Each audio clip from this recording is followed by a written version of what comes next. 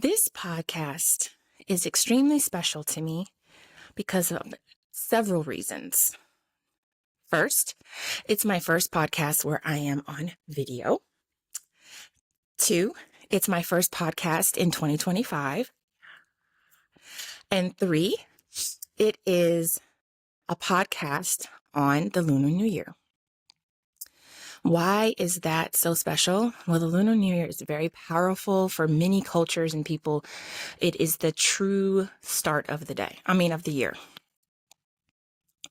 And why is that so powerful for me? Well, I have been doing a lot of work internally to kind of process a lot of things happening in my life. Welcome to Footnotes by Naturally London. We believe wellness begins with your feet. Inspired by the Japanese practice of grounding wellness in small intentional rituals, this podcast is all about finding comfort. Each episode will share heartfelt conversations, practical tips, and the joy of caring for yourself. So kick off your shoes, relax, and let's get started. I stumbled across this beautiful mindset that has really changed the game for me, helping me deal with grief, helping me deal with other categories in my life, helping me really just being able to smile and it not be fake. Has it solved all my problems? No, I'm not going to sit here and peddle that, but because all grief and things like that, loving yourself and all that kind of stuff is a constant evolution that happens over time. So it's not like it's something that is one and done. But this mindset has changed the game. It really has. And it's called, I love the name too, Wabi Sabi, which is a Japanese philosophy. It has a few components of it. And I'm going to share with you how you can have a little Wabi Sabi in your life. So I'm just going to dive right in because I'm very excited. And I'm also very nervous because I'm on video. So bear with me on all fronts. I'm not trying to jump into your living room right now with so much excitement. Okay, so the Wabi part, it represents or stands for imperfection. And it's the embracing of imperfection, finding beauty in imperfection, right? It's about being perfectly imperfect. It's about knowing that not being perfect isn't like bad thing. In fact, not being perfect kind of makes you special because your imperfections may be different than the next person and etc. So I wish I learned Wabi Sabi 20 years ago when I was a young woman and I was so fixated on perfection in so many ways. What boxes can I check? How can I make my body more perfect? And I was so deep into the mindset of perfection that it was running my life. Going to the gym twice a day, making sure that whatever next task or next accolade or achievement I need to check off my box, right? And so I was running rampant. And if something wasn't perfect, I was very dismissive and, man, so sad to say that, but it's true. And if it was on my body, something on my body that wasn't perfect, I just hid it away and really I hid it away. I mean, I don't know how much more to say about that. So one of the parts of my body that wasn't perfect for me was my feet. Now, my feet are not like pterodactyl claws or anything, but they're not perfect. They're not perfect from wear and tear, and they're not perfect from just hereditary characteristics. So I'm going to go into that a little bit more. So for me, I've worn a lot of shoes. I ran track for 5 years. I ran track for 5 years, and then I modeled a lot and wearing all kinds of crazy heels. I was a college student and I lived at like places like Pay Less. Doesn't it feel good to pay less? No, it did not feel good to pay less because those shoes were painful, right? Um, I I went into the military, so I wore military boots. And I eventually got out of the military, um, still wearing high heels, platform heels, crazy 5-inch heel, like heels, And then I wore pregnancy shoes. And that's where the game changed for me. That's when my feet were probably like, enough is enough and no more, right? So thinking back to my younger years, I should have had more compassion instead of hiding away, right? So I say all that to say that I wish I would have given myself a little more grace and loved all parts of myself instead of feeling like I had to like hide that part away. Fast forward 20 years, I don't hide that part away. It is what it is. My feet tell my story. I have funny feet stories, well, they're funny now. They weren't funny when I was going through them. Like, for example, in boot camp, right? When I went to boot camp, I was a size 10 and a half. I am a 5'11" woman, so don't come for me about my shoe size. I'm proud to have my shoe size. Ouch. And I sometimes could wear size 10 and sometimes I could wear a size 11. And so I went to boot camp and they asked me what size I was. And I was like a size 10 because my sneakers were a size 10. It just seemed to make sense. I slid those boots on and they did not fit. Okay. And I was too nervous and scared to say anything because my drill sergeants were already coming for me because I was older than most recruits, trainees. I was older than most trainees, right? And I had a degree, right? I already had targets on my back, right? I'm tall. So they already are thinking like, who does she think she is? She's 5'11" coming in here. Ted Sergeant Booker came for me. He made me a nickname up. He called me Looney Tunes. And I was just like, there's no way on God's green earth I'm going to go back and tell him or Sergeant Waldorf that I chose the wrong foot. They would have teased me so bad. You don't know the size of your feet, like I could just see it. No. So I went through boot camp in severe pain because my dang on boots were too small. And we were marching and doing all the things, and it was rubbing and it was hurting and it was like just running in your own blood, It's just like, I was just like, why didn't you say something? Now I think that, but I understand my mindset back then. So that is part of my foot story, It it's funny now. Like when I tell people that story now, I kind of giggle, but yeah, like my dumb tail wore the wrong size boots because I was too afraid to say something for 6.5 weeks. Oh my God. Yikes. Yeah, shout out to all the Air Force people out there. Anyway, so the first word wabi represents imperfections and accepting them. Today's podcast is brought to you by Naturally London's Revitalizing Foot Soak. This magnesium-rich foot soak features super ingredients like copaiba essential oil along with moringa. Also, it's packed with 2 different types of magnesium, and it features fruit enzymes from papaya and pineapple. Go ahead and grab yourself a magnesium-rich revitalizing foot soak in order to relax, gently exfoliate, and clean your feet. Ciao for now, and now back to it. And I know that there are a lot of us out there where our lives aren't where we would expect them to be. Maybe we've lost people that we didn't expect to lose. Maybe we are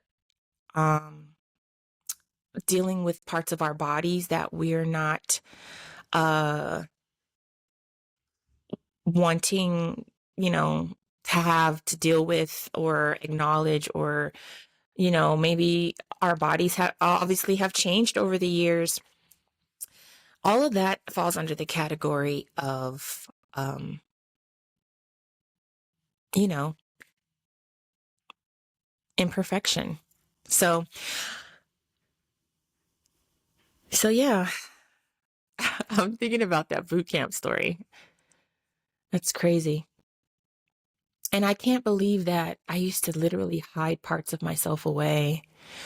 Like when I was on a date, or if you ever go to someone's like home where, they may tell you like, leave your shoes at the door. Like I used to really hide my feet away because I knew they weren't perfect, like next, how we have dark under eye circles under our eyes. Oh my God. It's natural. I have dark under eye circles. Many of my family members have. It's because it's hereditary. And I also have on my feet, where your cuticle line is, I have dark under cuticle circles. I'm sorry, I'm tickling myself right now. But there's a little bit of a darker pigmentation right by the cuticle. It doesn't mean anything. It's just a hereditary thing. And they don't have concealer for your cuticle toe line.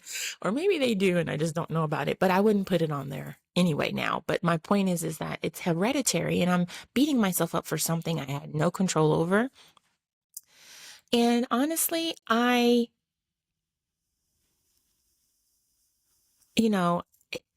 what really like gut punched me and smacked me in the face was one day my daughter asked me about it on her toes. And I've never said anything to her about how I felt about my feet or not. And she was talking about her own toes. And I was like, oh God, she's going to have the same mentality that I have unless I make it okay. I have to make it okay. And that's what I've been working on. I totally don't feel that way about my feet now. I know my feet are powerful. My feet have a story. I'm proud of my feet. I bear them everywhere. I don't hide them away. And I know that sounds so silly to some maybe, but in retrospect, it's the same as some women that don't want to show their gray hair. It's the same for women that can't go around without makeup on, right? It's the same when it comes to those types of things. It's for me, I wear my gray hair. I love it. Part of me does like I'm gonna be honest, a little part of me is like diet. But at the end of the day, when I diet, I'm still gonna have to grow it out. So why not just grow it out? So that's the stage of life that I'm in. I'm just growing it out. But there are so many women that are like, no, there will not be a gray head on my hair. And that doesn't mean that they don't accept it or they just don't want it, right? And it's the kind of same mentality. So we all have things that we feel like are not perfect.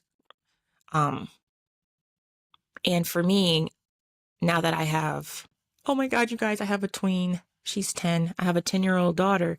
I definitely have to stay conscious on how I present and how I truly feel because she is a sponge and she sucks it up. So I walked her through that part of the dark toenail cuticle mark, like the darkness. And I told her it's what mommy has and it's what grandma had and maybe even your kids may have, and it's okay. It's beautiful the way it is. And she kept moving. So, yeah. So let's move on to Sabi. Doesn't that have like a Sabi? Sabi represents or stands for or means impermanence. And it's the beauty of how life and nature just can continues to grow and it gets old and it gets withered and it it dies, you know. And that really resonated with me because of a lot of my family that's passed away. Life is lifing, it goes, it grows. Even myself, you know, I used to listen to my Nana talk to me about her barmaid days and the juke joints and things like that. And she would become this giddy little schoolgirl when she was talking to me about it. And I'm like, man, Nana, you're like 100 years old. She wasn't. Like, this is how I was thinking. But she at the time probably was like 80. And I was like, you know, how does she have this recollection so easily? Like, why? It's been years. It's been at least 50 years or so. And I think now, like when I think back, I can literally remember my days in college in a blink of an eye. And that was like over 20 years ago. It was 25 years ago or so. That's crazy. But that's the beauty of life, and how it goes and flows, and the impermanence of it all, and embracing all of these changes as beautiful things. Like we experience impermanence every year, right? With the season changes, autumn, the leaves are falling, they're turning colors. That's beautiful. But there's also a autumn or whatnot, however you want to phrase it, in our lives. Oh man. And and then the third element or key component of Wabi Sabi is simplicity. And that one really, really, really resonates with me because simplicity is such a beautiful thing to embrace that many of us feel like we can't. Because our culture in America is all about more, more, more, more, more, more, more. I need it. I need more stuff. I need more clout, or I need more money. I need more, more, more, more. And I've really been on a journey for many months, like probably 9 months or more, probably just really trying to simplify. I've been definitely like decluttering and getting rid of tons of stuff, donating it, of course, as much as can be donated. And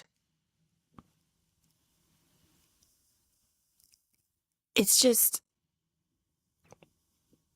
it, I don't know if I want to say it's harder to have less stuff, but it definitely is more of I enjoy it because if I'm talking about clothes, I can go and get dressed really quickly without any hustle and bustle.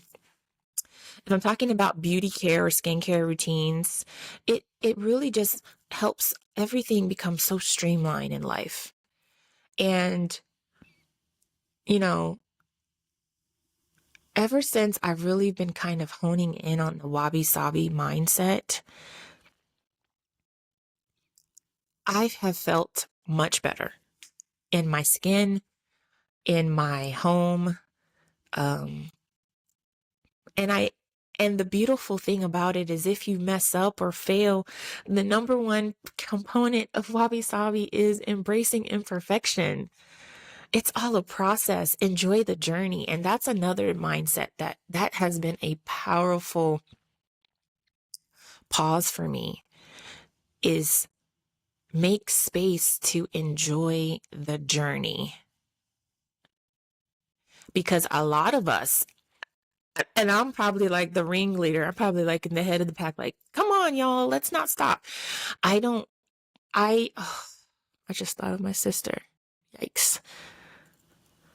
I refuse to cry on camera today, but my sister used to always tell me, smell the roses, Chris, smell the roses. Stop and smell your roses. Smell your roses. And I'm like, I can't, I have, and I'm lying. I never smelled my roses because I'm always looking at the next thing, the next thing, the next thing. But Wabi Sabi is very much about enjoying the process and enjoying the journey, because that's the main part. And it took me forever as a person to realize that even when I get to the top of whatever hill that I've created for myself, there's another hill. And now I have gone through that whole process without embracing and just slurping in the journey, the beauty of that journey.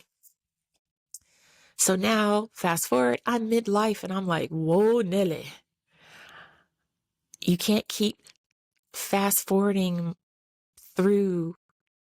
You know that song, Can We Get to the Good Part? It's all the good part. It's all the good part. And that's definitely something that I had to get to. So how am how are we infusing this Wabi Sabi mentality into Naturally London? Great question. Well, number one thing I hear a lot of women say when I meet them and we're talking about their feet or foot care, etc., they always go, ooh, my feet. Yeah, I need to take care of my feet. There's always like this face they make. Like, ooh, yeah, I need to take care of my feet. And I'm like, what is going on with your feet? This is Wabi Sabi. Your feet are fine just the way they are. Let me explain. Because they are functioning, right? Our feet get us to point A to point B. They allow for us to dance when we feel the mood, the desire, and the groove. Like, we have to really embrace and love our feet because they are the foundation to our lives. Many of us think our faces are a foundation to our lives, and we spend so much time perfecting our faces, right? With the serums and the creams and the facials and all that stuff. But our feet, you probably wouldn't be able to go to that facial if your feet weren't acting right, right? So I just wish that there's a future for women not to go, oh yeah, and be like, yes, my feet. You know, like, let's embrace our imperfections of our feet, right? Let's know that our feet are going to, there's a journey with foot wellness and getting our feet to the optimal place, right? Optimal, not perfect. And then let's create a simplistic but routine that allows for us to be consistent. And that's how Wabi Sabi and Naturally London are having this beautiful dance and this beautiful collaboration. And that's where Wabi Sabi is so powerful to not only help you with your foot wellness journey, but help you with your mindset of your life. I've been incorporating this Wabi Sabi for, a short period of time, but it has definitely helped me through a lot that's happening in my life. So I hope that you can take something away from all the information I dropped on you today. Wabi Sabi is basically embracing imperfection, knowing that it's the process and the journey that is the most important part, and simplicity, simplifying our lives, or knowing that less is truly more, is the key to getting your Wabi Sabi, degree up in, like, certified, Wabi Sabi certified, right? Thank you for joining me on Footnotes by Naturally London, the podcast where we explore the art of wellness from the ground up. If you enjoyed this episode, share it with someone, a loved one, a friend. Have a topic you'd like us to dive into, or know someone who would make a great guest? Let me know. I'd love to hear from you. And remember, when your feet feel good, you feel good. Until next time.